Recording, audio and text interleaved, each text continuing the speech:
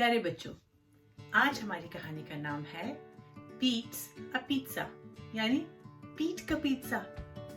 इस कहानी के मुसन्निफ और तस्वीर निगार हैं विलियम स्टेक।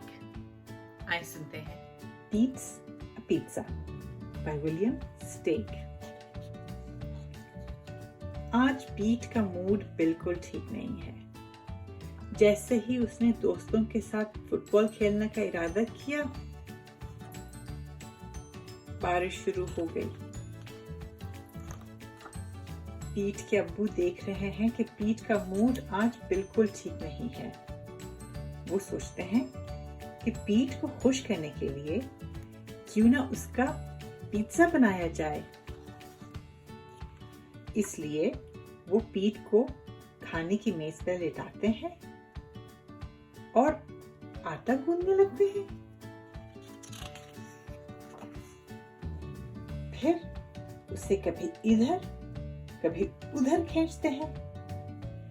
फिर उसकी चपाती बनाकर हवा में उछालते हैं।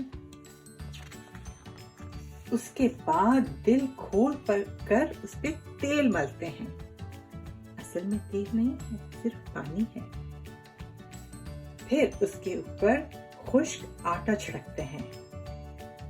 असल में सिर्फ पाउडर है, आटा नहीं है।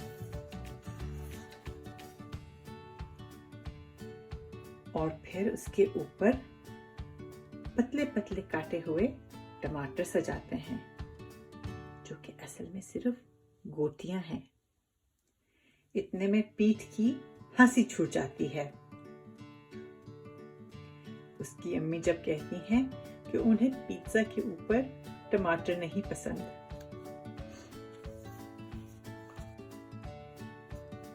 पीट के अब्बू कहते हैं, अच्छा टमाटर नहीं, तो चलो फिर हम चीज डालते हैं। चीज की जगह वो वहां सिर्फ कुछ कागज रखते हैं। पीट के अब्बू कहते हैं, क्या ख्याल है, थोड़ा गोश्त भी हो जाए? लेकिन पीट जवाब नहीं देता, क्योंकि वो तो सिर्फ आटा है। लेकिन जब आटे को गुदगुदी होती है तो वो बहुत हंसता है। अब्बू कहते हैं, पिज़्ज़ा हंसते नहीं। पीट कहता है, पिज़्ज़ा बनाने वाले पिज़्ज़ा को गुदगुदी भी नहीं करते। खैर, अब पिज़्ज़ा को ओवन में डालने का वक्त हो गया है। आहा, हमारा गर्मा गर्म पिज़्ज़ा तैयार हो चुका है।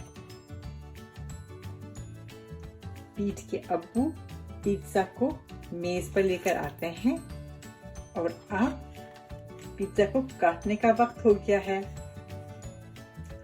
लेकिन ये क्या, पिज़्ज़ा उठ के भाग जाता है और पिज़्ज़ा बनाने वाला उसके पीछे भागता है। पिज़्ज़ा पकड़ा जाता है और फिर गले लगाया जाता है। अब तक बारिश रुक गई है और धूप छा गई है।